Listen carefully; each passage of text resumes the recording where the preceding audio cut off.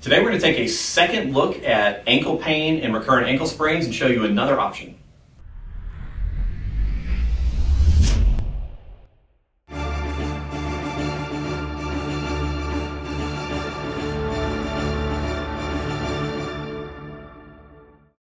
We've already looked at a neuromechanic drill for recurrent ankle sprains, Achilles tendonitis, and occasionally plantar fasciitis.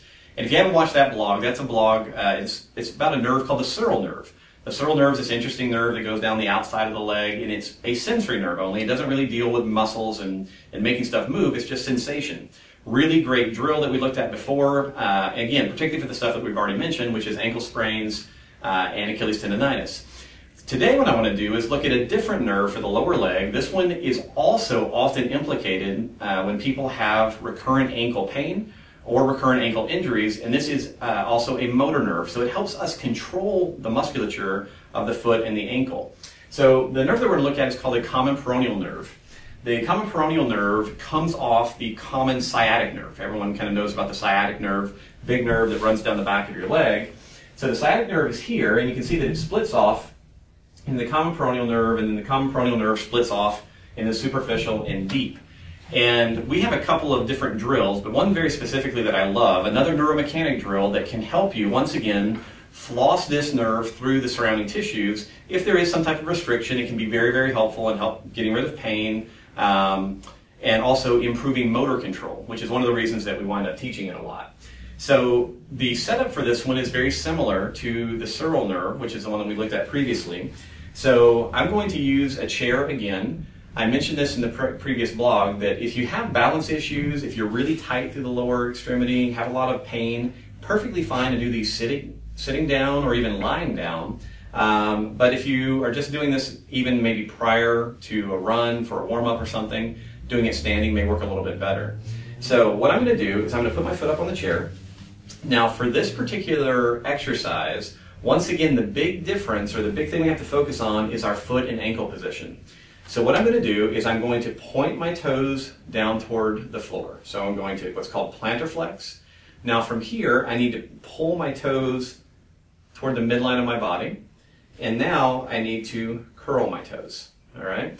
Now a lot of people will cramp immediately in the bottom of the foot as soon as they get that full position. So if you cramp, stop, relax the foot. And if you need to, in the beginning, you can avoid having the toes flexed. That also makes it a little bit more comfortable. Now, what we're going to do is we're going to get in a nice tall spine position. We're going to lock the knee. We're now going to point the toes, pull the toes in, and curl the toes. From here, I'm going to start moving forward into a forward bend, also with some rounding of the spine, because we're trying to traction the nerve beginning at the skull, actually. What you will feel is a weird stretch, kind of nervy sensation that may run from the outside of your knee, across the top of your lower leg, and across the top of your foot. If that's what you're feeling, you're doing it correctly. Please remember our basic rules. We do not want this to be super intense. It should be a level 3 out of 10 or less, not more.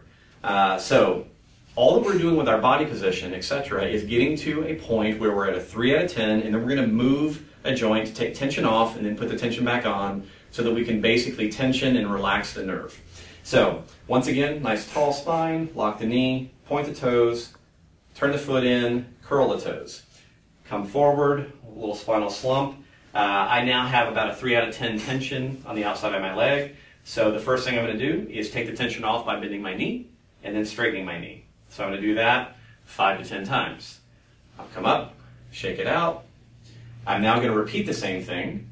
Lock, point the toes, turn the toes in, curl the toes, come down. Now I'm going to go to my lumbar spine. I'm going to rotate my body toward the straight leg. So my right leg is out. I'm rotating to the right from my lower back. I'm going to do that until I feel that 3 out of 10 tension, which for me is right about there. So I'll take the tension off, put the tension on. That's another option. The third option usually is the foot. So once again, I'm going to get everything nice and relatively tight so I have that 3 out of 10 tension right there. Then I will relax my foot and then go back into the position. Relax the foot and back in.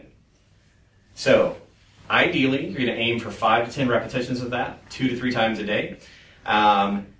One of the things that you will typically notice if you want to pre and post test is you can always do a single legs balance test before you do the drill and then after you do the drill. Very often what you'll find, because you've now facilitated hopefully some motor activity, some better muscle activity in that ankle, your balance will typically be better after the drill than before. So hopefully this works out well for you. If you have any questions, please let me know.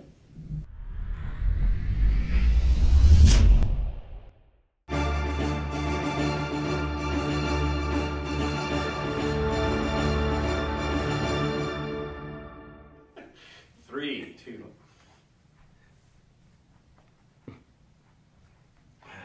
Okay. I'll just go down to your foot. We'll just catch this from down here.